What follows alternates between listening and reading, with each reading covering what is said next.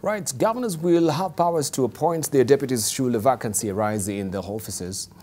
If a proposed law seeking to address gaps in the constitution is approved by Parliament, the county government's amendment bill states that a governor will make the appointment within 14 days of the office becoming vacant. But with approval of the county assembly or assemblies, the bill, sponsored by Senate Leader of Majority Kipchumba Murkomen, states that such a vacancy may occur in the event of death, resignation or imprisonment of the sitting deputy governor, as well as in case where the deputy takes over the governor's office.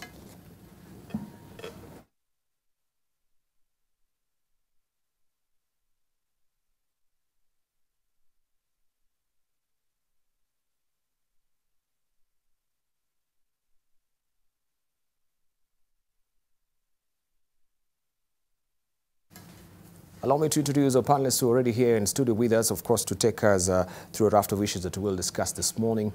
That also being the case of the transition, what really happens when, of course, the governor is getting out of office or the deputy resigns, for that matter. Is there a lacuna in the law, and will this particular county amendment bill be immediately remedial measure in trying to curb that particular lacuna in the law as well? Allow me to introduce to you Shekel Shabir, who is a member of parliament from Kisumu East. Also, we do have with us Dr. Shem Ochodo, who is the global leader of Kenya Diaspora Alliance. We do have with us as well Senator of West Pokot. This is Samuel Pogisho. Also, we do have with us David Makali, who is the head of content, The Star and Radio Africa. Also, we do have with us Farah Maalim. Farah Maalim is the deputy leader of the Wiper Party and also the former deputy speaker of the 10th Parliament. Good morning, gentlemen. Good morning. Good morning. Right, and thank you for joining us this morning. Right, let's just get down to it first of all. We begin with the story of what is happening, especially in Eldoret with Governor Mandago. This is not the first time that we've seen, of course, this particular tribal fault line being struck by the governor. Earlier we saw what was happening from Moi University with, the appointment of the acting Vice Chancellor, Laban Ayiro. And that also sparked a lot of controversy because they were saying, yes, we should give preeminence to a person who's coming from the county. And now we can see also vendors are being chased away. Looking at that picture, if we may just play the pictures much later, of course, for viewers to see, this actually reminds us of what was happening with the Arab Spring, when we had this young gentleman, Mohammed Yumwadzi, who actually had the self-immolation. You remember, yes. He was a hawker and he was being beaten black and blue by the city askaris, and so he was so desperate, and he said, why should we be so devastated in our own country where we cannot even sell, our products on the street? And so we had the self-immolation, and of course that began the Arab Spring. Let's just begin from there first of all. The comments from Mandago, or really the scenario in Eldoret, not really comments from Mandago itself, and what now the governors are saying. What is your take? Shabil. Yes, when we went into devolution, this was one of the basic problems that we were looking at. Yes. And unfortunately, this is one of the things that's coming up. We have the 47 so-called little presidents wanting to save their little territory and their people. That is unfortunate. It's happening. I don't think Mandago and his team had any right.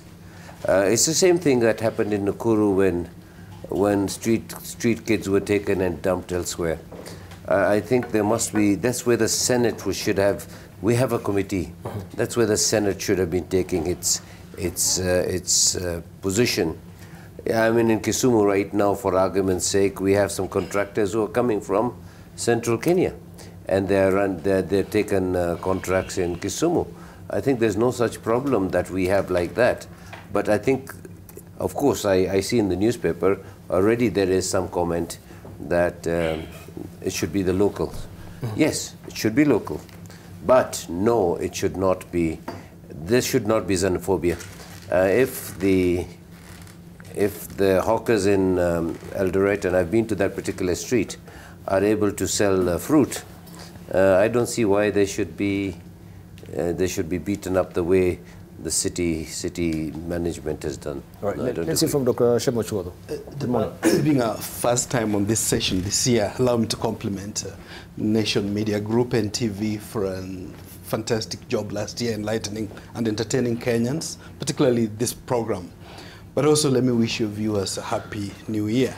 Allow me also to empathize. Lots of Kenyans have lost their lives in this period, either on road or in other attacks, which are very unfortunate. It's sad that all that had to happen. Coming to the main point that you raise, I think unless we change our constitution, a Kenyan has a right to do business anywhere in this republic. So what's happening, if it's being done by Governor Mandago, is not acceptable, it's wrong. But it's a reflection of what's happening even at the national level, even though our leaders talk of inclusivity. We do know that that's more in word than in deed. But again, also having said that, I recognize that the county government is saying that the hawkers had been alerted, given notice to move. As long as it's not being ethnic profiling, of course, if there are bylaws, they have to be followed, but it should apply across board. But nobody has a right to take the law onto his hands like we are seeing on the street.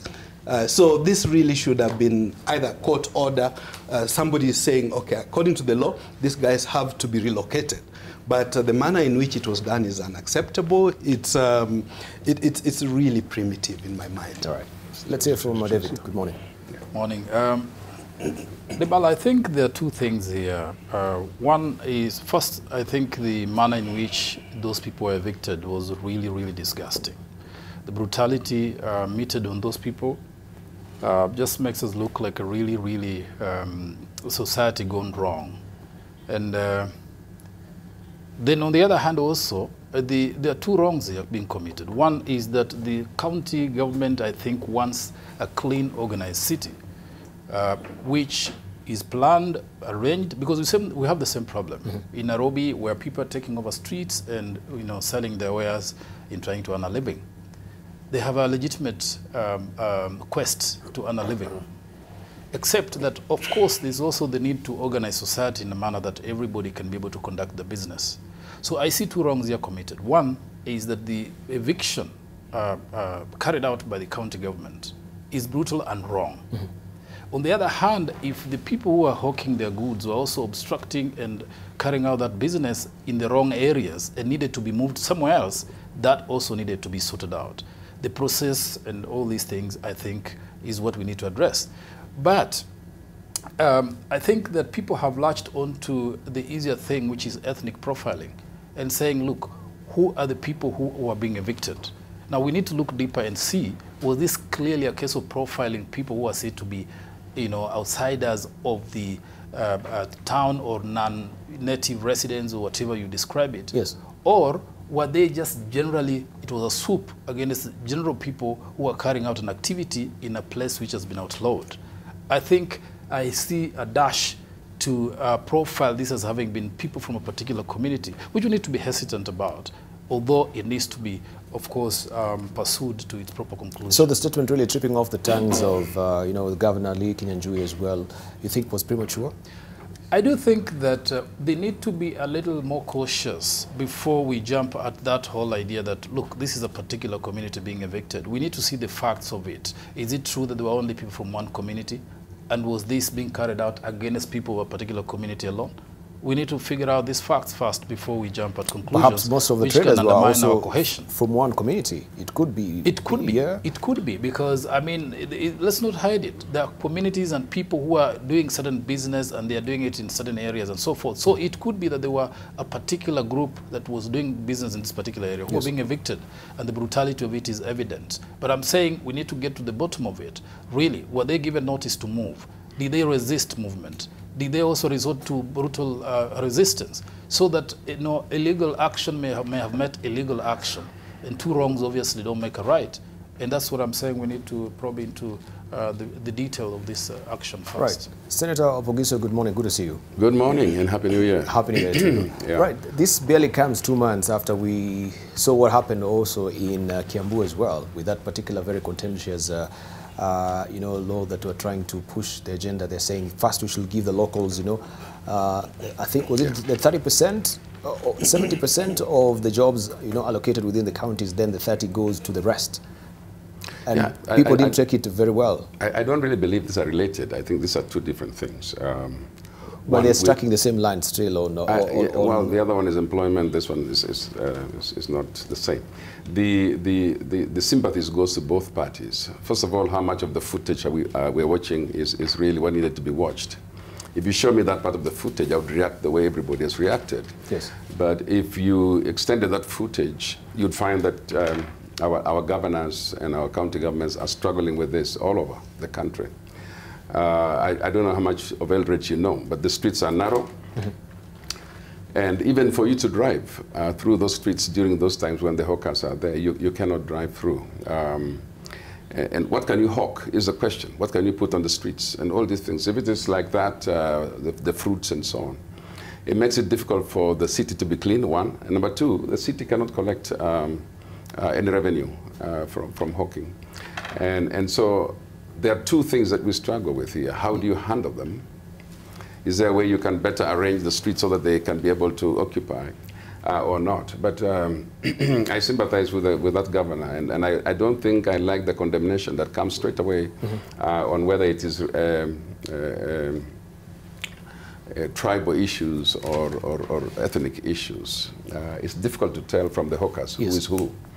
But every county is struggling with hawking problem. And I think we must sort out this problem once and for all. I don't think I like the brutality. I don't think I like the way they're being handled. But at the same time, we must sympathize with the way the counties need a clean city and also revenue to be collected. I can also see a little bit of 2022 coming in. And I think that we should try and see where the line is drawn so that we don't mix these two. Pretty early for 2022, you think, Faramali? No, 2022 is with us. It has begun. And as Pogisio says it, strong possibility that the first shots are being fired. Yes. That the first shots of 2022 are being fired. And you know, this happens in many places in the country. There's no question about that. Mainly in those two regions. I haven't had similar problems in Western Kenya, for example, in Luya land or Luo land, where certain ethnic communities are being profiled and targeted.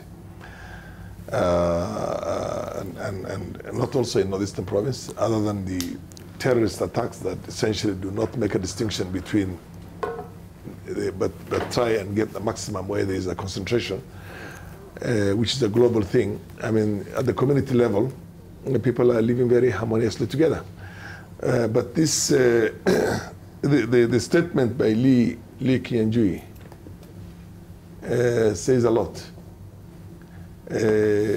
considering that having known Lee myself for quite a long time, he wouldn't be somebody who would rush into some conclusions that fast, but it looks like there is something that's basically an undercurrent that is there, an undercurrent that's there. And there is more right now going on within NASA, which is intra-NASA, and there's more going on also within Jubilee, which is intra-Jubilee, than what is going on between Jubilee and NASA. You know what I mean? Those battle lines are very clearly drawn, and they're there.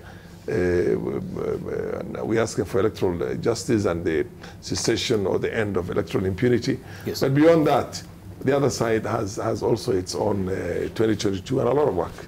Legacy 2022, a lot of configurations that are going to come into play also, and the power, the raw power ambitions are also coming out into the surface. So I worry about this thing, because this is not a good thing.